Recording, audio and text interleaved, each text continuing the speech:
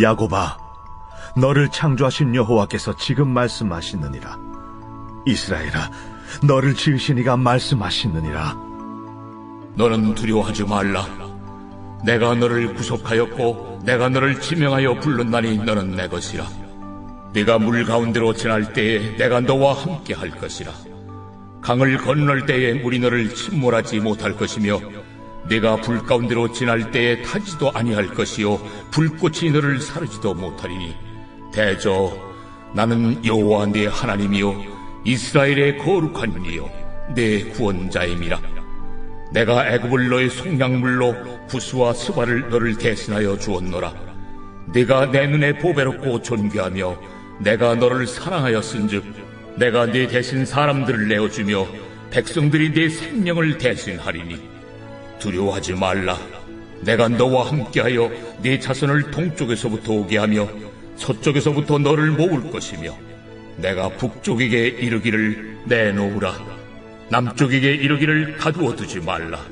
내 아들들을 먼 곳에서 이끌며 내 딸들을 땅 끝에서 오게 하며 내 이름으로 불려지는 모든 자 곧 내가 내 영광을 위하여 창조한 자를 오게 하라.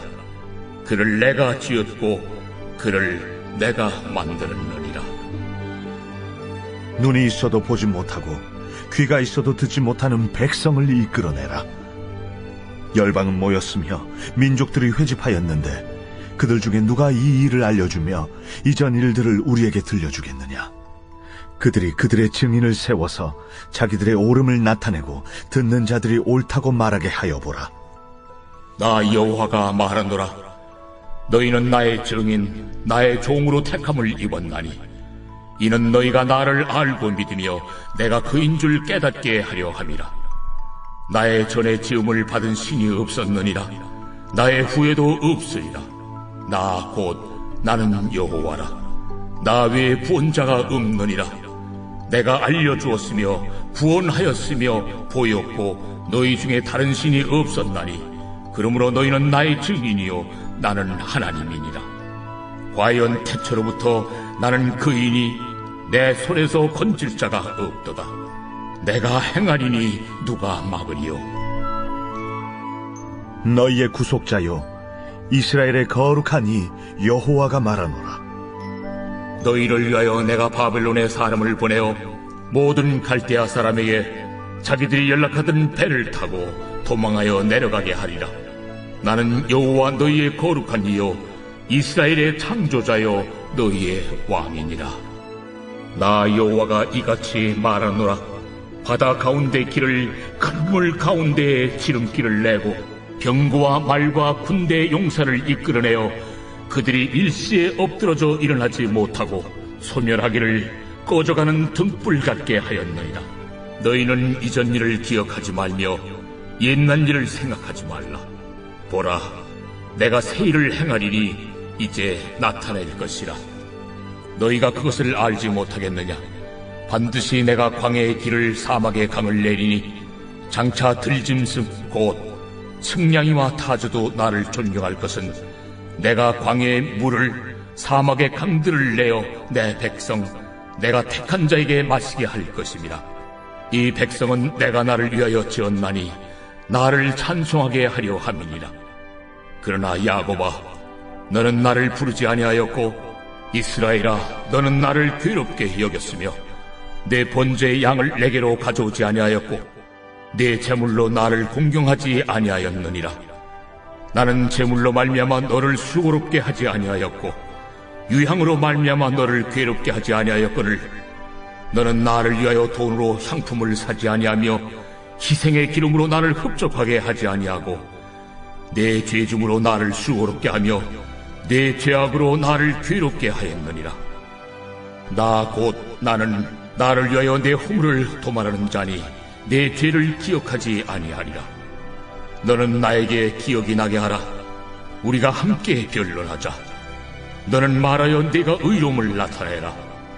내 시조가 범죄하였고 너의 교사들이 나를 배반하였나니 그러므로 내가 성소의 어른들을 욕되게 하며 야곱이 진멸당하도록 내어주며 이스라엘이 비방거리가 되게 하리라.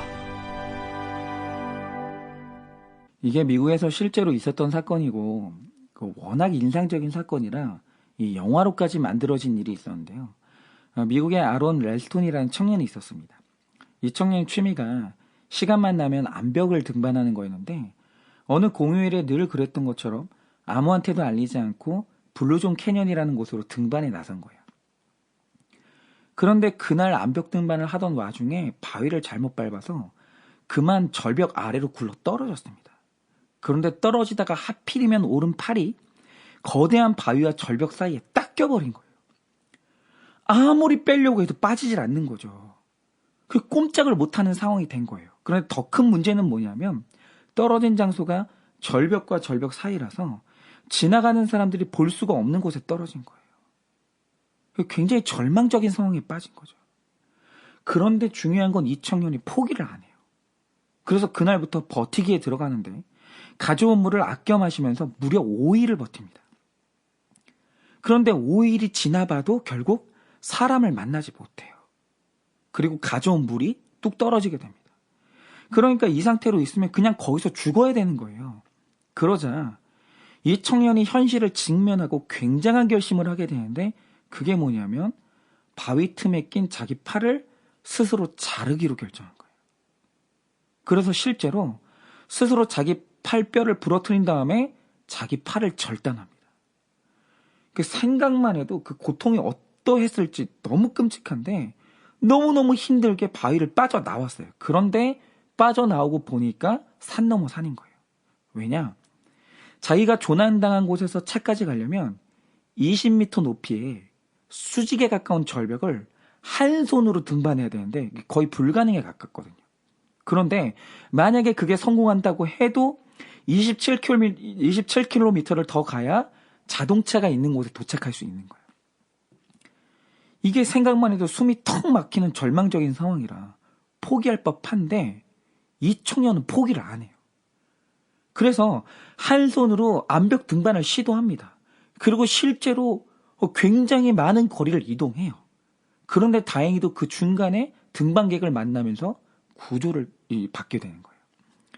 이게 127시간이라는 영화로 만들어졌는데 이 이야기를 보면서 제가 느끼게 되는 게 뭐였냐면 사람 안에 있는 삶에 대한 열망은 어마어마한 에너지를 가졌다는 거예요. 그리고 이 열망을 가지고 있는 게 인간의 정상적인 상태예요. 여러분, 하나님이 사람을 창조하시고 그 안에 생명을 넣어주실 때 같이 주신 본능이 뭐냐면 나에게 주신 이 생명을 간직하고 싶은 강렬한 열망을 주셨고 죽음을 혐오하는 마음을 주셨어요. 그래서 사람이 천국을 소망한다고 할 때 그 근본에 있는 욕구가 뭐냐면 삶을 이어가고자 하는 그 강렬한 열망 있죠. 살고 싶다는 원초적인 본능. 그리고 죽기 싫다는 마음.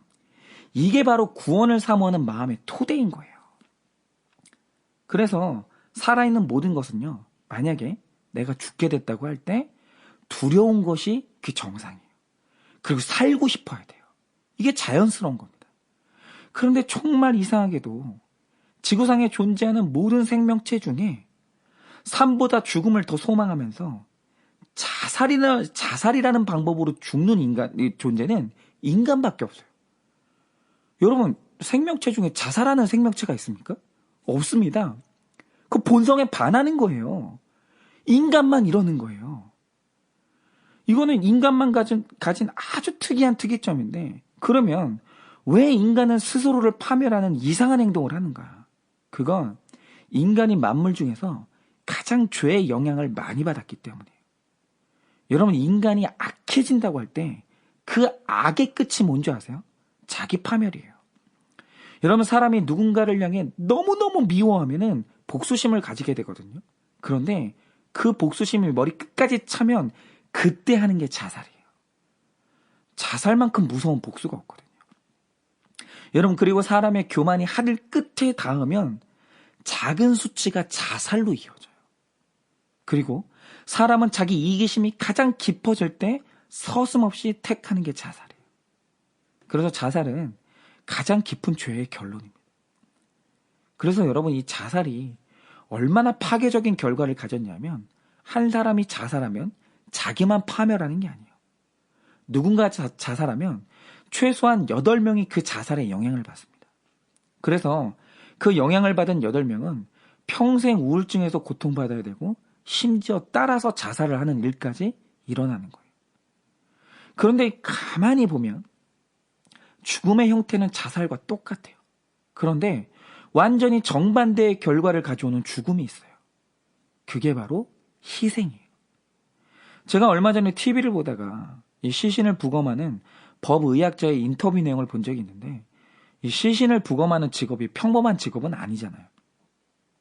그래서 진행자가 이 부검을 하시면서 특별히 기억에 남는 사연이 있냐라고 물었더니 그분이 하셨던 말씀이 뭐냐.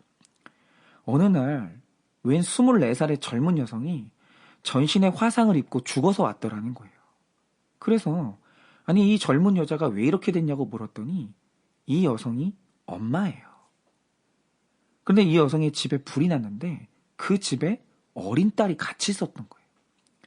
그러니까 이 어머니가 불길 속에서 딸을 지키겠다고 도망도 못 가고 집이 타는 한가운데서 딸을 품 안에 계속 품고 있었던 거예요.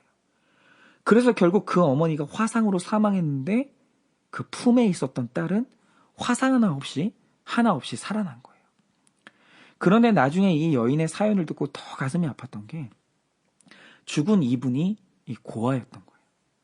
그래서 보육원에 살다가 입양되고 다시 버려지는 아픔 끝에 가정을 이루고 아이를 얻었는데 자신이 부모 사랑을 못 받은 그 아픔이 너무 컸기 때문에 딸한테 사랑을 주려고 정말 노력했다는 거예요. 그래서 마지막 순간에 사랑으로 이 딸을 지켜보려고 노력하다가 이 어머니가 죽음을 맞이한 거예요. 그런데 여러분 이 죽음을 보세요. 이 어머니가 살고 싶었어요. 분명히. 그리고 이 엄마는 도망갈 수 있었어요. 그런데 살기를 포기했어요. 그리고 스스로 죽음을 선택했습니다.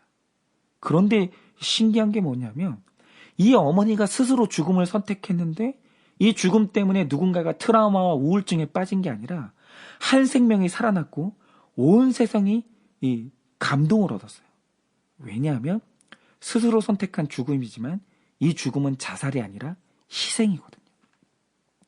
여러분 희생과 자살은 둘 다 스스로 선택하는 죽음이지만 자살은 나와 주변 모두를 죽이는 죽음이고 희생은 나와 주변 모두를 살리는 이상한 힘을 가진 죽음이에요. 여러분 이게 바로 오늘 말씀의 내용인 거예요. 여러분 기본적으로 죄의 심각한 손상을 입은 우리 인간들은 살아가는 내내 자살의 영역에 시달려요. 그래서 늘 인간은 자기 파괴를 일삼습니다. 여러분 오늘 말씀 2절 이하를 보면 내가 물 가운데로 지나간대요. 그리고 네가 불 가운데로 지나간대요. 그런데 생각해 보세요. 아니 사람이 왜 그 위험한 물 한가운데 있고 왜 사람이 그 위험한 불 한가운데 있어요? 이유가 뭐냐면 사람은 자기 스스로 물 가운데 들어가고 불 가운데 들어가요. 그게 인간이에요. 여러분 하나님이 너 파멸한다고 우상 숭배하지 말라고 그렇게 얘기하는데도 사람은 우상이라는 불 가운데 들어가요. 여러분 그렇게 하나님께서 망한다고 애굽하고 손잡지 말라고 해도 인간은 애굽하고 손을 잡으면서 불구덩이로 들어가요. 여러분 우리 삶 가운데 이런 일 없습니까? 그 불같은 음란 속에 들어가면 다 죽어요. 뻔해요. 그런데도 그 불구덩이로 들어갑니다. 여러분 깊은 물 같은 욕심 가운데 들어가면 그 속에서 숨막혀 죽어요. 그런데 굳이 그 속으로 또 들어가요. 그러면서 늘 스스로를 파괴하는 게 인간이에요. 여러분 어떤 인간이 파멸당했다. 그러면 자기 스스로 그 안으로 들어간 경우가 대부분이에요. 그런데 여러분 사람이 죄 가운데 빠져서 이렇게 고통스러워할 때 그때 경험하게 되는 게 뭡니까? 9절에 기록된 것처럼 죄 가운데 빠져서 무너진 나를 사람들이 돕는 게 아니라 민족들이 회집하면서 나는 옳은데 죄에 빠진 너는 틀렸다고 하면서 밟아대는 거예요. 제가 기사를 보니까 최근에 요식업으로 유명했던 한 여성 사업가가 있는데 이 여성이 사업이 어려워지면서 몇십억의 임금이 체불되고 심지어 자기 남편한테까지 소송을 당했어요. 그런데 여러분 이 여성이 왜 이렇게 됐습니까? 욕심이라는 불구덩이로 스스로 들어간 거예요. 그러다가 자기 남편한테까지 소송을 당한 거예요. 그런데 이 여성이 스스로 들어간 그 물과 불 한가운데서 얼마나 괴롭겠어요. 그런데 여러분, 한 유명한 여인이 실패의 자리로 떨어지니까 어떤 일이 일어나는 줄 아세요? 열방이 모여서 위로해 주는 게 아니라 나는 옳은데 너는 틀렸다고 하면서 이 여성의 실패를 분석하고 조롱하고 비방하면서 온 세상이 밟아대는 거예요. 여러분, 세상이 이런데 자살의 영에게 시달리지 않을 사람이 누가 있겠어요? 죽고 싶죠. 그래서 저도 그렇고 모든 사람이 살면서 한 번 이상은 죽음의 영한테 붙들려서 설득당하는 일이 일어나요. 죽고 싶은 거예요, 정말. 그런데 오늘 말씀을 보시면 자기를 파괴하는 물 가운데서 그리고 불 가운데서 여호와를 만나는 사람이 있다는 거예요. 그런데 자살의 영이 가장 큰 힘을 발휘하는 불 가운데서 여호와를 만나는 사람들마다 일어나는 일이 뭡니까? 이렇게 말씀하십니다. 너는 두려워하지 말라. 내가 너를 구속하였고 내가 너를 지명하여 불렀나니 너는 내 것이라. 내가 물 가운데로 지날 때 내가 너와 함께 할 것이라. 강을 건널 때 물이 너를 침몰하지 못할 것이며 내가 불 가운데로 지날 때 타지도 않을 것이요 불꽃이 너를 사르지도 못하리니. 이런 뭡니까? 자살의 영이 창궐하고 있는 물 가운데 불 가운데서 여호와를 만나는 사람이 있어요. 그런데 그렇게 되면 물과 불로 역사하는 자살의 영이 떠나간다는 거예요. 그런데 그렇게 되는 이유가 뭡니까? 이유가 뭐냐면 여호와 하나님의 영은 자살의 영이 아니라 희생의 영이기 때문이에요. 여러분, 희생은 사람을 살리는 능력이 있어요. 그런데 여호와 하나님은 희생의 영이에요. 분명히 세상은 실패한 자를 밟고 옳고 그름으로 밟아서 더 강한 자살의 영에게 사로잡히게 하는 게 세상이에요. 그런데 이런 세상에서 하나님을 만나면 4절의 말씀에 일이 일어나는데 그게 뭡니까? 내가 내 눈에 보배롭고 존귀하며 내가 너를 사랑하였은즉 내가 내 대신 사람들을 내어주며 백성들이 내 생명을 대신하리니. 여러분, 하나님을 만나면 이런 일이 일어나요. 하나님은요, 죽는 영이에요. 근데 어떻게 죽는 영이냐? 그는 희생하는 영이에요. 뭡니까? 불 가운데서 아이를 품에 안고 대신 주고 죽음의 영을 물리친 그 어머니처럼 날 살리겠다고 대신 죽으신 희생의 예수님을 만나 그 희생의 생명이 심령에 부어지는 사람에게 감히 자살의 영, 죽음의 영이 역사할 수가 없는 거예요. 여러분, 복음이 왜 능력이 있냐면 복음은 희생이기 때문이에요. 여러분, 희생은 죽음의 영을 널리 쫓아버립니다. 여러분, 희생의 영이신 여호와 하나님 앞에서 자살의 영, 죽음의 영은 다 떠나는 거예요. 그래서 자살의 영이 활개치는 이 세상에서 희생의 영이신 여호와 하나님을 만나는 것 말고는 우리에게 살 소망은 없는 거예요. 혹시 우리 가운데 깊은 물같이 빠져나오기 힘든 죄와 불같은 비난 가운데서 자살의 영에게 시달리고 있는 분들이 있을 거예요. 그래서 오늘 우리는 나를 보배롭게 여기고 사랑하여 주사 나 대신 죽어주신 희생의 예수님을 만나야 되는 거예요. 여러분, 하나님은 날 살리기 위해서 희생하는 분이지 네 삶의 결론으로 죽으라고 죽음의 영을 보내는 분이 아니에요. 그분은 내 죄의 결과를 놓고 비난하는 분이 아닙니다. 여러분, 우리는 반드시 오늘 이 희생의 이 예수님을 만나야 살 수 있고 희생의 메시지인 복음을 들어야 살 수가 있는 거예요. 그러니 만약 오늘 죽음의 영에게 시달리는 분이 있다고 하면 오늘 이 희생의 영이신 주님을 만나기를 바랍니다. 그리고 희생의 메시지인 복음을 들으시기를 바랍니다. 그래서 이 복음과 주님으로 말미암아 우리를 괴롭히는 자살의 영과 죽음의 영이 다 떠나가기를 예수님의 이름으로 축원을 드립니다.